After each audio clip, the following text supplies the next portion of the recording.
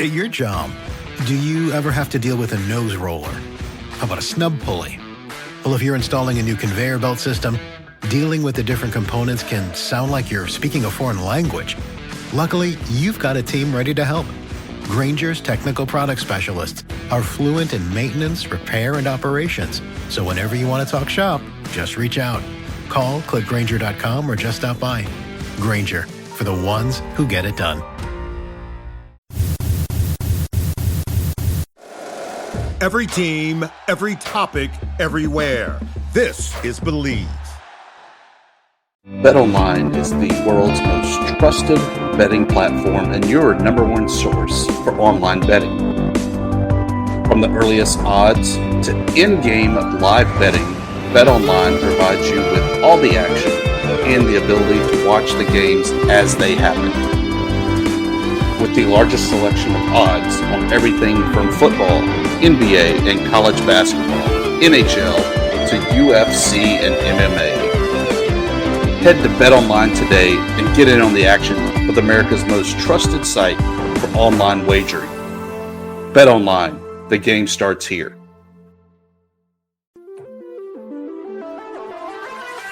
This is the Fun Belt Podcast, part of the Believe Network. Hosts the Dusty Thibodeaux of Warhawk Report, Jeremy Harper of Howlraiser, and Shane Mettlen of the Daily News Record. I think it's potentially a very good week for the Sun Belt. But I'm just kind of going off on a random rant. It's just frustrating. It's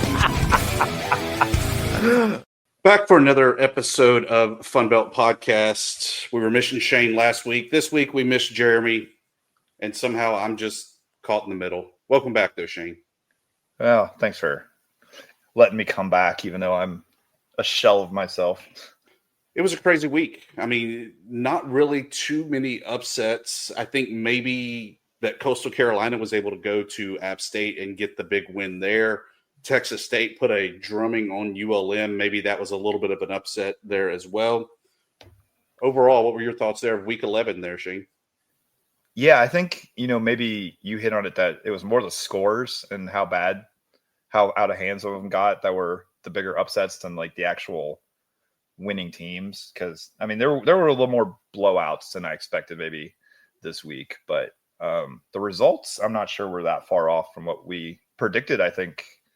Or I guess maybe I wasn't even involved in predicting these ones. My mind is fried. You've already mailed it in because you're already bowl eligible. Basketball's already rocking and rolling. I get it, Shane. We're just glad that you hang out with us, the common folks. I am a basketball guy at heart too, so it's like my mind is elsewhere a little bit. So you were greatly checking out ULM's victory over Champion Baptist. Yeah, of course. Coach Richard, he's racking up the victories and off to a good start down there. Yeah. Year 15, off to a great start for him there as well. But shifting gears back to football, I really think that the team to beat right now in all of the Sun Belt and the West, the Raging Cajuns, they are just putting it to everybody they play. Arkansas State found that out for homecoming there in Lafayette. Ben Woldridge, 264 and only one touchdown. Draylen Washington, 123 yards, 2 touchdowns. Bill Davis, 65 yards, 2 touchdowns. They literally ran all over the Red Wolves. Thoughts on that one there, Shane?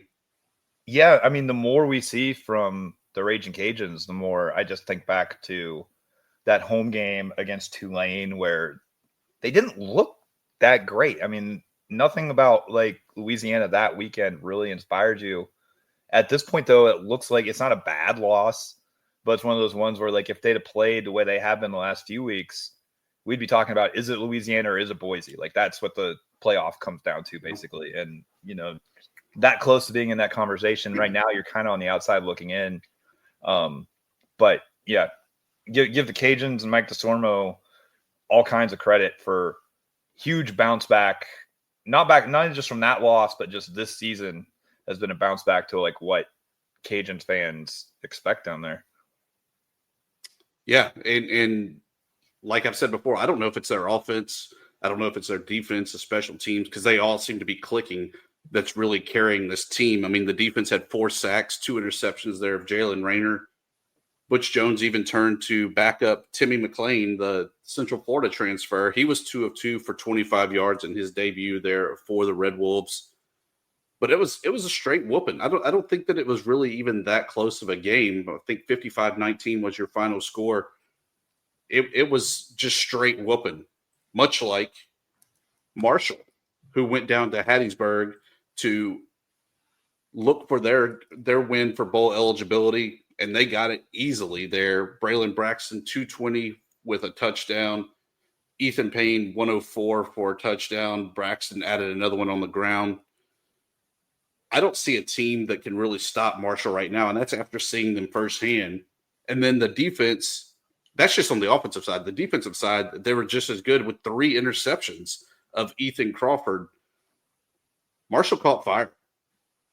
Yeah, I mean, if you go back, if we're going to be fair, we talk about the Louisiana, the one they went back where they almost had the big win. Like, if Marshall doesn't give up that big lead at Georgia Southern, what are we talking about with the Herd right now as far as like being the clear favorites in the East? And, how good of a game will they give Louisiana in the championship game? Right now the East is kind of a mess and completely wide open, but, the Herd's that close to really being the team in the East right now.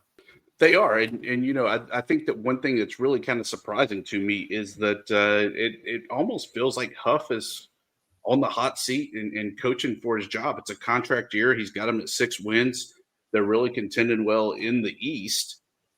Sure, they've had a couple of meltdown losses there, as you mentioned, with the Georgia Southern game, but I don't know what else he could really do. I mean, he's landing the big-time transfers. He's landing the big-time recruits.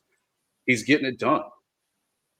Yeah, and I mean, it's just really hard to have those kinds of, really, really outstanding, 10, 11 win seasons. Those are hard to put together, especially in that Sun Belt East division, where, right now we're looking at a Georgia State team that hasn't won a conference game, and they beat Vandy. That's how good and deep it is every week. You could get beat every time you go out there, even if you're a really good team. And yeah, I mean, Charles Huff, I think, has done more than enough to save his job at this point, but you never know. I mean, it's Marshall. There's so much tradition and so much expectations that I get their fans being a little bit frustrated, but right now I think the Herd's looking pretty damn good. You think they could beat James Madison? I think it's possible. I mean, it's a home game for JMU, which I think helps. It's, I don't know how those, weekend after Thanksgiving games, sometimes what the crowd will be like. It may not be quite as much of like the student section factor and stuff. That is a really big deal at JMU. I think is part of what makes their home field advantage so great. But, we'll see. I think that should be a really good game in Harrisonburg. I thought it was the streamers was the big delta. Yeah, that too. The week kicked off on Thursday night with Coastal Carolina, App State getting it started. This was pretty much an all Coastal Carolina game. Joey Aguiar, though, 2 interceptions. They led to 10 points for Coastal Carolina. I think that was your real difference of the game, though. One was in the first quarter, led to a field goal. The other one in the third quarter, leading to 7 points on the board. Ethan Vasco, not really a standout game. 14 of 18 for 150 yards and 1 touchdown. It was really just kind of a good defensive game for Coastal Carolina, and then a all-around offensive explosion there with Braylon Bennett getting 3 rushing touchdowns, but only 88 yards on the ground. Yeah, I mean, it wasn't, like you said, it wasn't a star performance for Ethan Vasco, but I think if you're Coastal, you look at that and say, like, he took a step back in the direction towards maybe where he had been, where he's doing enough in the passing game. He's running the ball a little bit, moving the ball down the field, even if it's, in the running game more than the passing game, and not making a ton of mistakes. I feel like if you're Coastal, after a few weeks where it was almost time to write them off, to get that win against, as much as App State struggled, to get that one on national TV for Vasco to play the way that he did, I think, yeah, you got to at least feel like, okay, maybe we can salvage something this season if you're Coastal. Texas State picked up win number 5, going to ULM in a absolute torrential downpour game. But Shane, I think more importantly, what if I told you that the Bobcats were able to win really without Jordan McLeod. Yeah, that part of it's a little bit surprising. I guess, the rain, everything kind of makes things a weird situation. And, I think, before we started recording, you said maybe just, the motivation factor didn't seem to be there for ULM playing in the rain. And,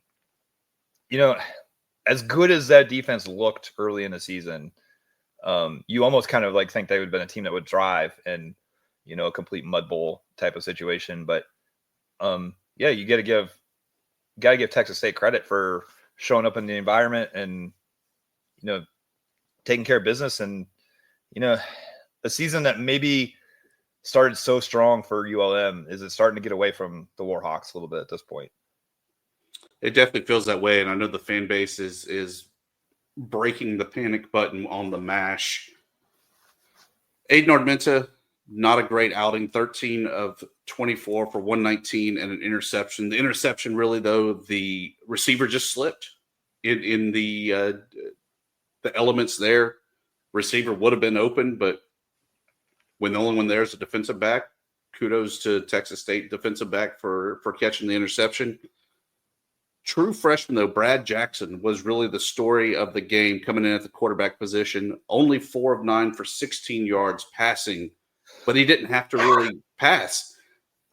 It was all his leg work, 126 yards, 2 touchdowns on the ground. And then Deion Hankins, a transfer from UTEP, 117 for another touchdown. Shane, that was the second time he had ever been in Malone Stadium, dating back to when he played at UTEP. Both times, over 100 yards rushing. Yeah, I guess if he happens to hit the portal again, somebody Brian Benson might want to look at, because he likes to be there. He loves to be there. Another guy that loves to be there, Ahmad Hardy. 6th game this season, over 100 yards. He finished with 105 and 2 touchdowns. The only scores other than Max Larson's field goal in that.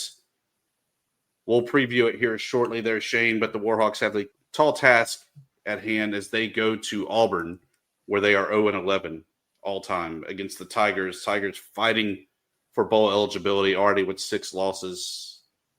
Why couldn't we make it 7?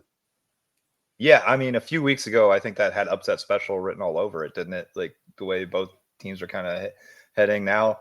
Now you ULM, you're just crossing your fingers, hoping there's one more victory left on that schedule, and they get bowling. And what sucks is I feel like this is the true ULM story. Every time that they hit the 6-win mark, that's not good enough to get into the bowls. And if you look at it right now, the Sun Belt has 5 guaranteed bowl slots. And out of that, there's 7 teams that are either already at the 6-win mark or more, or they're at 5 knocking on the door. Yeah, although so, 2 teams could be 12 last year. I think he'll get them in somewhere if they're eligible. But yeah, it's no guarantee. Yeah, and that's always scary. That I feel like we had appeased the chief early on in the year, and for some reason he is pissed again. Maybe it's because you missed last week's show, Shane. Possibly. So I will direct all emails, DMs that I get regarding ULM to you. Yep, send them my way. It's definitely my fault. Another angry fan base at the Shane Mettlen. They weren't mad at you, though, after that game that James Madison had on Saturday, beating Georgia State pretty soundly. Alonzo Barnett, 241 and 3 touchdowns. Petaway getting it done on the ground with 95 yards and a touchdown there as well. But Zach Gibson continues to kind of shine there for the Panthers, getting it done with 213 and a touchdown there. What are your thoughts there on Georgia State? Do you feel that while they may not be winning the games, that they're definitely positioning themselves to be successful next season? Yeah, I think so. I mean, it was always, we've joked sometimes about the coaches who throw out the year 0 situation, but with Del McGee coming in when he did, spring practice being, put on pause because your coach leaves in the middle of it. Like, that's a true year 0 situation. You're not even getting the full effect of the portal and everything. Like, you really can't even begin to start judging him on wins and losses until probably year 3, and maybe a little bit more next year. But I think he's going to get it done. I think, the energy's right. People in Atlanta, as far as from everything I hear, high school programs in Georgia like what's happening there, and that's going to be key for them. Yeah, I mean, we say it all the time that we think that this year was definitely a wash. I mean, take out that Vandy game, but getting such a late jump on the season, definitely the year zero, and I think the sky's the limit for them, though, going forward. So on week 11, any teams there, Shane, that really stand out to you as still being the shocker or the disappointment team? I don't know. I mean, I feel like that Coastal App game was one of those ones where like the winner's going to be going in the right direction and the losers got to be wondering what's happening with their season. And it was a close game and, Coastal pulls it out. So I feel like that was kind of like, if there was like a measuring stick happening this week, that was maybe the one to really keep an eye on. The other ones, like I said earlier, it's not a surprise that Louisiana wins again. It's a surprise that they just really run Arkansas State off the field. Maybe even similar situation for Texas State, ULM. Not super surprised that Marshall wins in a blowout or that JMU does at home, but just the fact that basically there weren't any close games this week is probably like the biggest surprise and maybe the biggest. I'm raising my eyebrows a little bit at those teams that won so convincingly. Yeah, it's definitely a little crazy that there were such lopsided scores this late in the season, where you would think that while there could be some injuries that everyone's kind of found themselves, they've hit their stride, they know what they're looking at. One thing that we're looking at also, James Madison, they win the women's soccer title. Shane, did you get a T-shirt? Or are you excited about going into the postseason for women's soccer? I am not a soccer guy by any stretch. Like, I don't really understand the game. Like, if I cover it and stuff, you're not getting a ton of analysis from me. But I will say, JMU picked up this woman, Ginny Lackey. She's a true freshman from England who's been with Man City over there, decided she wanted to go to college. And when she becomes cleared by the NCAA midway through this season, she is unbelievable. She's putting up points every time she takes the field. Completely changed the trajectory of that team, probably the program, because I mean she's a true freshman and absolutely one of the best players in the country. And it's just, if you want to pay attention to the Sun Belt and the NCAA soccer tournament, it might be fun to do, because that's a pretty cool, crazy story that, she winds up at JMU and in the Sun Belt and just kind of turns everything on its head. JMU's win snapped the streak. Old Dominion had won 2 straight in a row prior to that. Do you think James Madison gets it done to where they get a high enough seed and can maybe get it done in the tournament? We'll see. I mean, last year the Sun Belt women's soccer ended up getting a few at-large bids too. And nobody was really in position to like win or go on a run, but we've talked about the men's soccer being kind of like a power conference a lot. I mean, the women's soccer is getting there, at least to being a multi-bid league. And, JMU now making it back-to-back NCAA tournaments, maybe they do get the benefit of the doubt when it comes to seeding. The best thing that can happen is maybe, you're not on somebody's home field in a little pod situation. So, we'll see how it turns out. I think the selection show is tomorrow afternoon, so I might roll over there and see where the Dukes end up. This is a mini meditation guided by Bombas. Repeat after me. I'm comfy. I'm cozy. I have 0 blisters on my toes.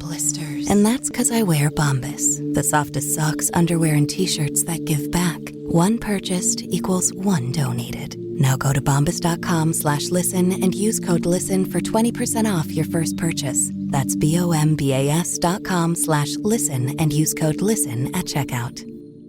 This message comes from Greenlight. Ready to start talking to your kids about financial literacy? Meet Greenlight, the debit card and money app that teaches kids and teens how to earn, save, spend wisely, and invest with your guardrails in place. With Greenlight, you can send money to kids quickly, set up chores, automate allowance, and keep an eye on your kids' spending with real-time notifications. Join millions of parents and kids building healthy financial habits together on Greenlight. Get started risk-free at greenlight.com/pod. With that, We roll on to week 12. Shane, there's no gong. Jeremy bogarts the gong, so we don't have it to actually play second and short this week. So we just have to do a traditional preview. Okay. I mean, I think we've got plenty of time since there's only 2 of us too. Like we can each take an extra minute, right? Yeah, it's like a 2-minute drill. Yeah. Kicking off the week, rather. James Madison at Old Dominion. What do they call this? The Royal Battle, the Reign Supreme. Royal Rivalry, I think is the official name at this point. There we go. It's taking place in Norfolk, Virginia. No game time set just yet. What are your thoughts there on this upcoming game? At 4:00 Eastern. Well, the Sun Belt has not updated their official stats. All right. Sorry that I have the beat writer on that can tell me the exact. Well, I'm just letting everybody who listens to us for the game times, which I'm sure is exactly what everybody tunes in for. Exactly. No knows. I don't remember. Your thoughts on the Royal Rivalry? I think it ended up being like a pretty close game last year, even though JMU was pretty heavy favorite.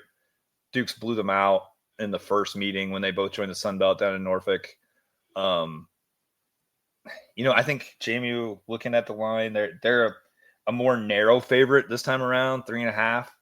Probably sounds about right with the ODU being a little bit up and down, but it's a good Monarchs team. I think this is their best chance to get a victory, get back into the win column in the history. I mean, people probably think that these teams have played like 100 times. They've only played a handful of times. So I think ODU would move back ahead in the all-time series if they win this one. And down in Norfolk, I think they have a decent shot. Their offense is getting going. JMU is a little inconsistent. They played really well coming off the bye week. Can they make it 2 weeks in a row where the offense moves the ball and puts some points on the board? I think that's the big question.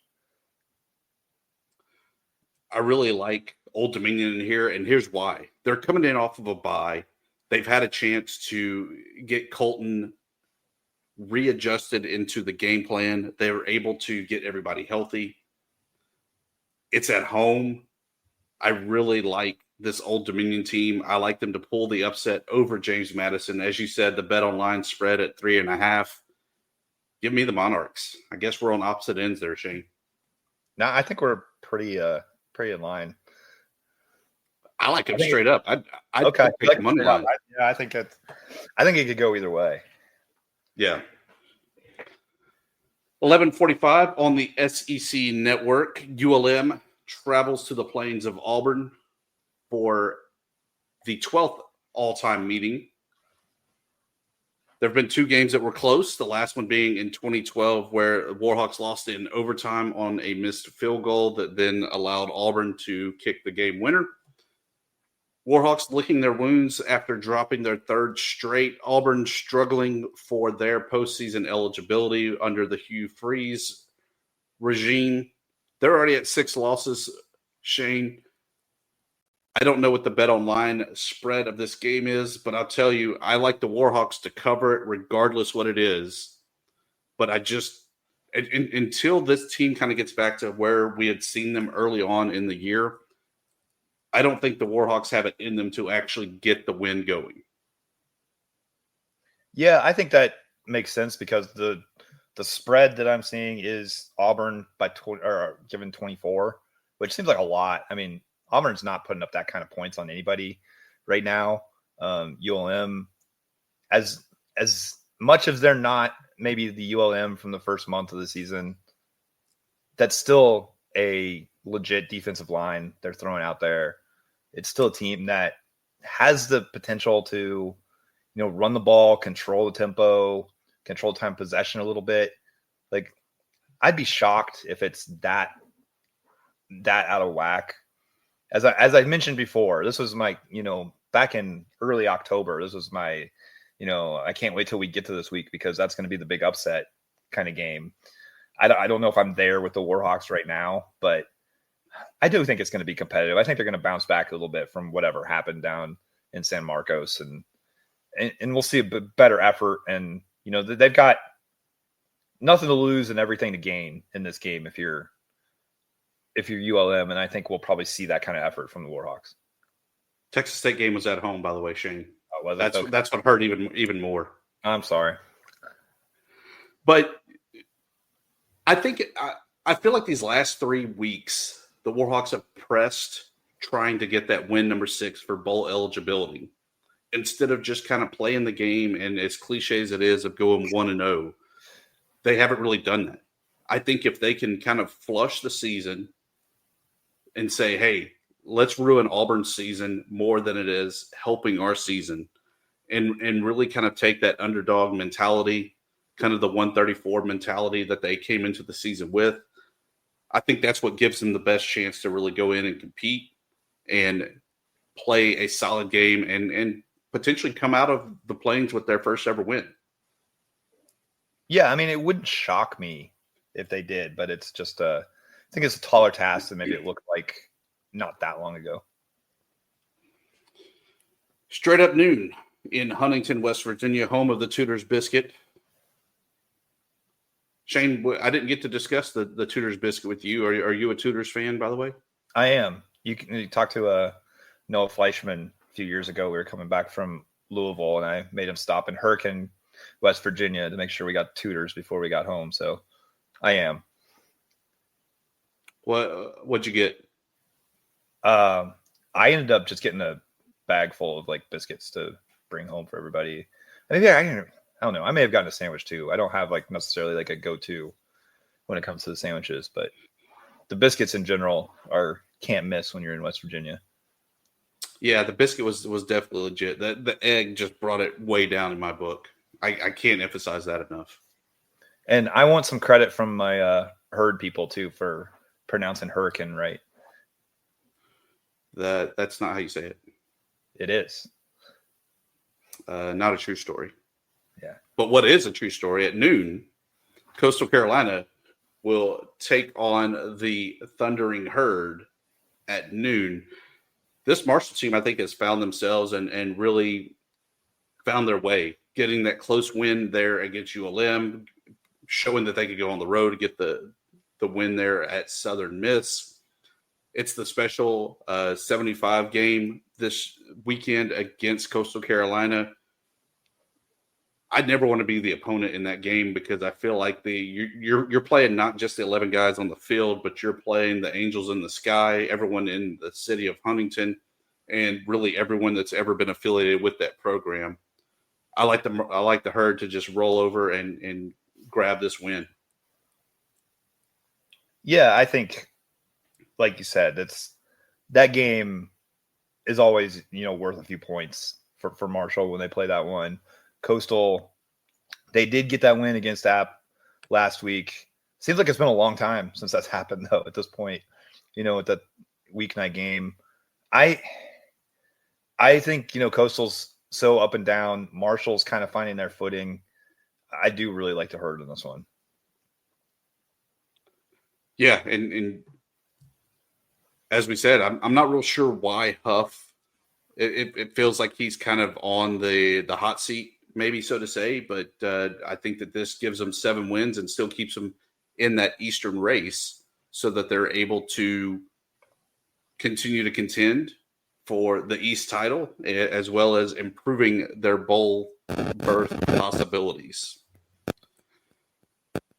Coming up at 3:00, Troy heads to beautiful Eagle Creek for a game that BetOnline has at 7.5 for the Golden Eagles, not the Golden Eagles, the Georgia Southern Eagles. Yeah, regular Eagles.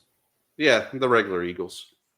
They're only golden when they go for a dip in beautiful Eagle Creek. I'll tell you, Troy's kind of surprised me that they seem like they finally quit caring about the season and just kind of going out, taking the bull by the horn, so to say, and just playing football. With that said, though, J.C. French and Helton, they're not going to lose a game at home against Troy, a team that they have been able to really down here in the past.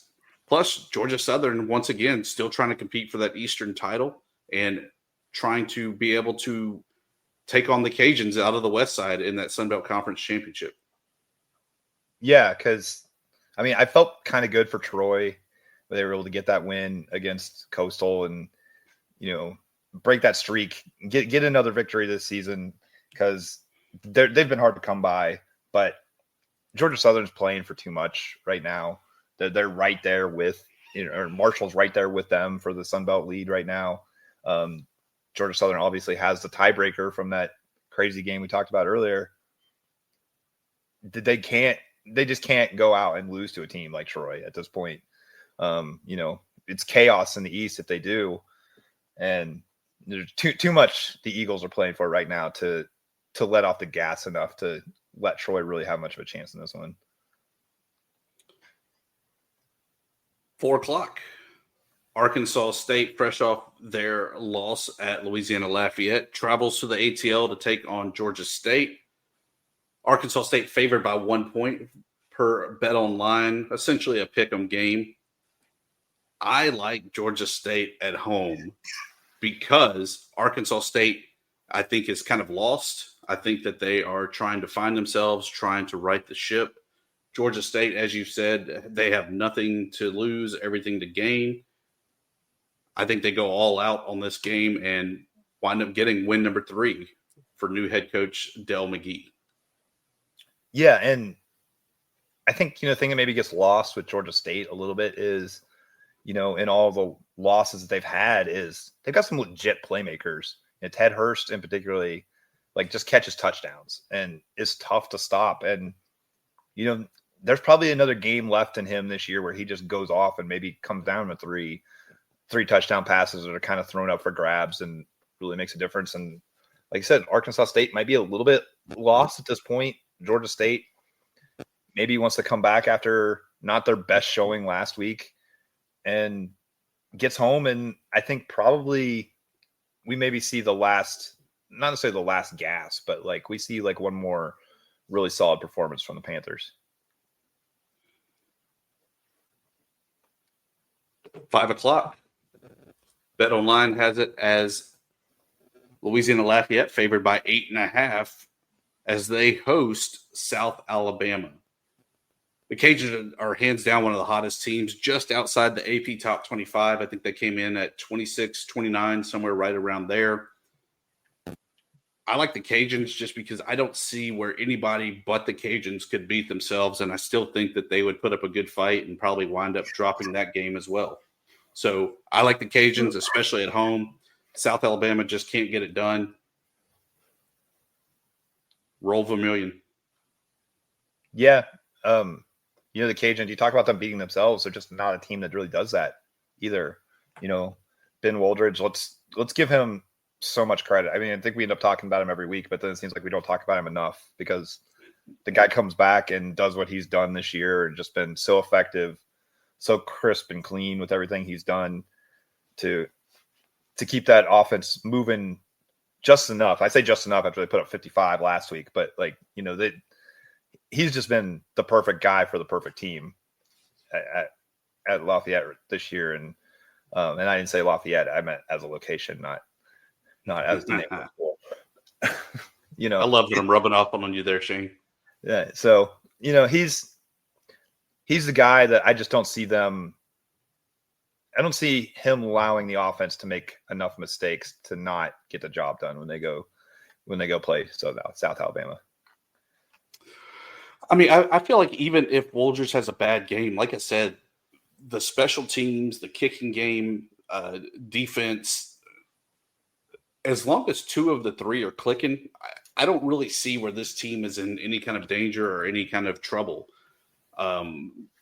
All 3 phases are just that great. And quite honestly, I'm wondering, I know that you wanted to anoint Brian Vincent as coach of the year whenever he was able to kind of rock it out to that 5-1 start. Is it Mike DeZormo that's maybe coach of the year now for the Sun Belt Conference? Yeah, I mean, if ULM still gets the 6th win, gets to a bowl, I think it might be Vincent, but I'm not going to argue if somebody really wants to push for DeSormo at this point. I mean, I think everything he's done has been great. And any other year, too, it would be the story, too, because it's the guy who, the hometown guy who's hung around and took over the program, and it was kind of a question if it was going to work, after a couple of years. And you stick with him and you give him the time, and it pays off. Like, it would be the story without a doubt, if not for Brian Vincent and the Warhawks. And it might end up being that way anyway if they win out and ULM struggles to get another win. The upset special closes out the night. Southern Miss, Texas State. BetOnline has this as a 26-point favorite for Texas State. While I got to see that Texas State offense and how great it can be, clicking on all cylinders, even when it's not Jordan McLeod or Maldy or the normal names that we all know and love. But 26 points is a lot. And with Southern Miss having nothing to play for on the road, yes, they laid an egg last week when Marshall came to town, but I just don't see them doing that this week, where they have a chance to rain on Texas State's parade as Texas State tries to get that 6th win and become bowl eligible themselves. Texas State still gets it done, but it's a squeaker and not a 26-point victory.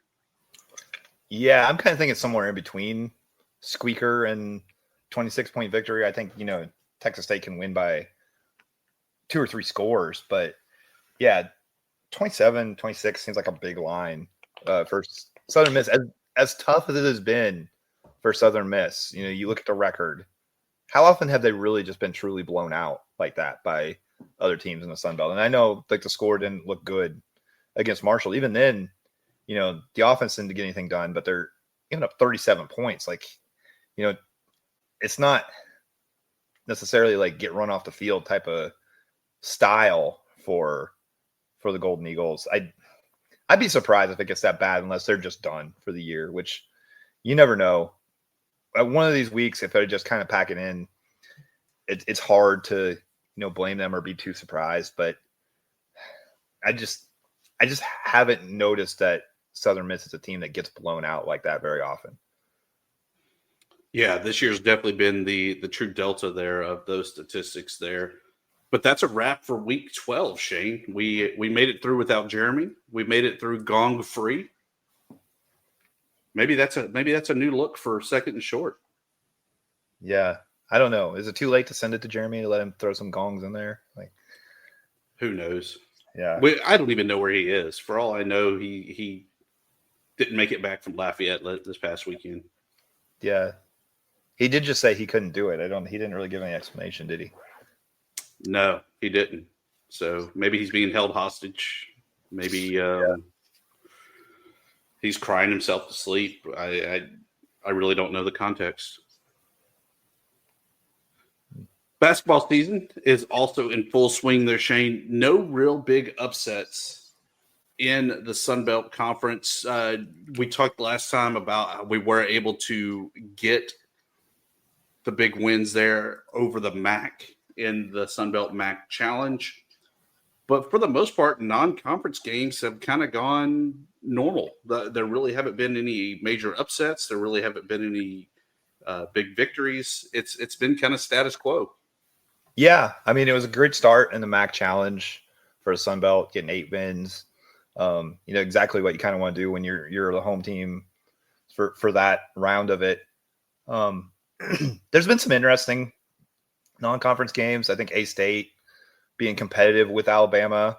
Obviously they get a little attention for the bus breaking down. Brian Hodgson's getting in there and fixing it himself. So, that was a fun story for the Red Wolves. Would have been even more fun if they could have, held on for that one. But being competitive, I think that's pretty good showing for A-State. Georgia Southern, I think it's worth noting that they didn't win a non-conference game last year. They get their MAC Challenge game. They almost pulled off a road game at UNCW, where UNCW hardly ever loses at home. That's a good mid-major program in the CAA. They almost pulled off a win there. Like, that's a much improved Georgia Southern team that gave some teams trouble in the Sun Belt last year anyway, but really struggled in the non-conference. So I think that's a good sign for the Sun Belt too, as they're trying to kind of build their profile a little bit, that even some teams toward the bottom, I think, are going to be a little bit better this year. Yeah. But that's the way it is. Same on the women's side, really kind of status quo as well. Not really a whole lot going on there of major upsets, major wins. Kind of won the games you're supposed to, didn't win the games you weren't supposed to. Yeah, similar. I know JMU goes on the road to Notre Dame this week, so it'll be kind of an opportunity for them to, play spoiler. It's tough in women's basketball, especially, I think, where sometimes the athleticism is a huge difference between some of those programs and the mid-majors. But, JMU's got some opportunities to pull off some big upsets with their schedule this year. So if they can do it once, it might really help the conference. Around the NCAA, Shane, I know this was something you wanted to sign up for. But NCAA's golden child, Diego Pavia at Vandy, has decided to sue, saying that his JUCO years should not count towards NCAA eligibility. I think it's absolutely crazy because you're really allowing these guys to have more exposure to big hits, big plays, that you're already worried about player safety, but now you're wanting an 18-year-old kid to go up against somebody that could be as old as 26, 27. And while I know that does happen, but that's kind of the anomaly than the norm. Yeah, I'm not entirely read up on this lawsuit and like what the real stance of it is. I mean, I'm typically like kind of gung ho whenever like the players want to go for what they think is right, but I was a JUCO athlete. I don't necessarily know what the argument is that like those 2 years shouldn't have counted like towards eligibility. I was there going to class, going to college, competing against other college athletes. I don't know exactly what the difference is. I mean, unless you're going to say NAIA doesn't count against your eligibility either. Like, I don't know exactly what the real argument is. I know the one thing about JUCO though is your clock does start when you go there, as opposed to maybe if you go to a post-grad prep school type of situation where you're still probably getting some credit hours, you're getting your grades in line, you're getting better, you're playing against good competition and not using that year of college eligibility. So I can kind of see why like there's a little bit of like, hey, well, why doesn't this count and this does? But on the whole, I don't understand why you would say JUCO sports don't count as college sports. Yeah, because I mean, I think JUCOs have their role. I mean, if you look at it in baseball, if you're not quite good enough to get a good draft out of high school, if you sign D1, you're playing D1 for 3 years. So you go junior college to go one and done. That way, if that's going to count for you to really improve your draft stock, then I think that it should count across the board and really allow these guys to be limited to their 5 years of eligibility. Yeah, I mean, it'll be interesting to see how it works out in the courts, but I don't quite understand this one. Yeah, I mean, would you really want to hang out in Vandy for one more year? Yeah, maybe it won't be in Vandy. Who knows? He's coming to Monroe. No, that's really all I have, Shane. So we will end it with plugs, promos, and parting shots. I know that you're under the weather and powering through, but I'm sure you have a great plug, promo, parting shot to close this out. I'll just take a parting shot at Jeremy, who couldn't be here, and just gets our ire. He's not going to put the gong in. Like, he's really not doing anything to help us out today. But other than that, I will go back to the old standard plug. And as we get the crossover season with everything, basketball, football, other fall sports getting towards tournament time, I'll just plug dnronline.com/sports, or you can find me on Twitter, Shane_DNR sports. I think that's what it is. Yeah. That's the sign of too much NyQuil talking there, Shane. No, it's time to take some NyQuil. Nice. I'm going to give a promo shout out to, as Mike Hamlet, voice of the Warhawks, says, No Sleep November. It's in full effect where it's crossover season. To tell you how bad it is there, Shane, They were in New Orleans for a game against Tulane Friday night, rolled back into Monroe at 2 a.m. to be on site for Saturday's 11 a.m. kickoff at 6:30 in the morning. That's pretty hard. It hurt me, and I wasn't even involved with it. And that's just one guy. That's not to mention SID Martin, who was having issues there as well because he was on the bus. So all the support staff, we salute you for no sleep November during the crossover season. December can't get here quick enough. And that's it. That's a wrap. That's a Jeremy-less show, Shane. Yeah, we did it. We should probably do that more often. Was it better without me or without Jeremy, to be honest? This is a PSA, or public sock announcement. Experts have declared Bombas socks as the best way to warm up chilly feet. These pairs are super cushy, soft, and designed for maximum coziness. Plus, for every pair purchased, another pair will be donated, so someone in need of essential clothing can stay warm this winter. Go to bombas.com/listen and use code LISTEN for 20% off your first purchase. That's BOMBAS.com/listen and use code LISTEN at checkout.